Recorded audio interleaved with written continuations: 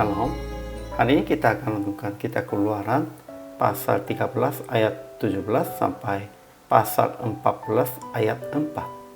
Dan sudah dibagi dua paragraf. Paragraf yang pertama, pasal 13 ayat 17 sampai 22. Tuhan menuntun orang Israel berputar melalui jalan di padang gurun menuju ke laut Tebrau, supaya orang Israel tidak menyesal karena menghadapi peperangan, sehingga mereka kembali ke Mesir. Paragraf yang kedua, pasal 14 ayat 1 sampai 4. Tuhan berfirman kepada Musa akan bergema di depan Pihahirot, supaya mengetahui bahwa ialah Tuhan dengan memukulkanlah pasukan Firaun. Kesimpulan hari ini, Tuhan menuntun orang Israel melalui jalan di padang gurun supaya mereka tidak menyesal karena menghadapi peperangan dengan orang Filistin. Juga Tuhan menuntun mereka dalam tiang awan pada siang hari dan dalam tiang api pada waktu malam. Ketika mereka keluar dari Mesir, Musa membawa tulang-tulang Yusuf sesuai dengan sumpah anak-anak Israel. Itu berdasarkan iman dan pengharapan Yusuf. Kemudian Tuhan berfirman akan orang Israel bergema di depan Pihahirot.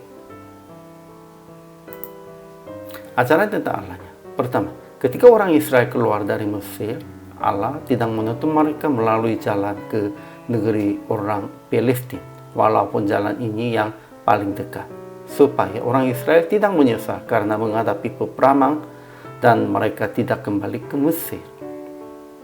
Kedua, Tuhan berjalan di depan mereka pada siang hari dalam tiang awan dan pada waktu malam dalam tiang api untuk menerangi mereka.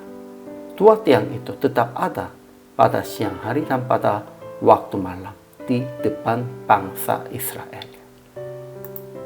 Ketiga, Tuhan berfirman kepada Musa akan bergema di depan Pihahirot.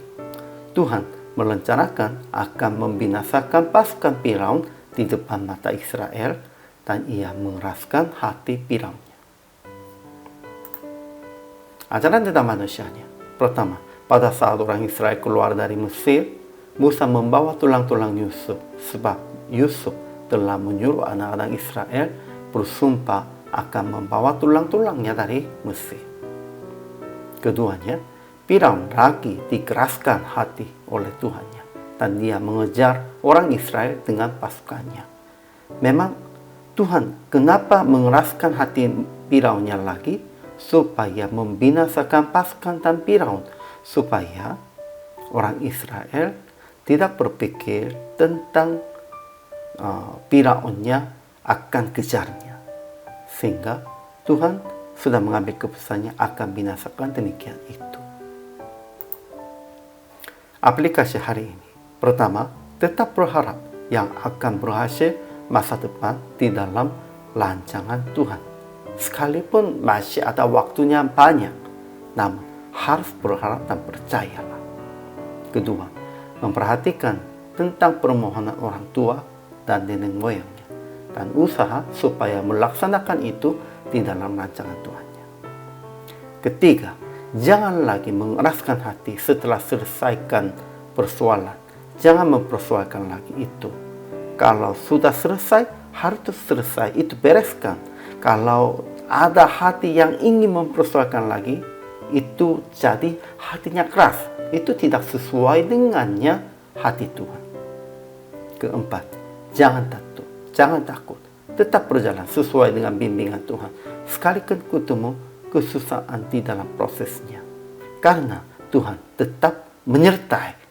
Tuhan hari ini pun juga bimbing perjalanan kita dengan tiang api atau tiang awannya. Apapun itu berartinya, Tuhan tetap menyertai. Tidak usah takut, tidak usah bimbang. Harus mengikutinya, hanya bimbingan Tuhan saja.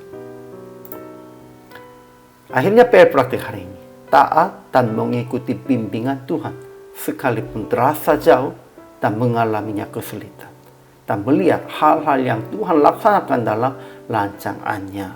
Sepertinya sudah ada tiang api, sudah ada tiang awannya. Itunya dengan tangan kuat Tuhannya. Kita harus ingat itu dan percayanya itu dan mengikutinya bimbingan Tuhan aja. Hari ini juga selama melayani, Tuhan Yesus memberkati.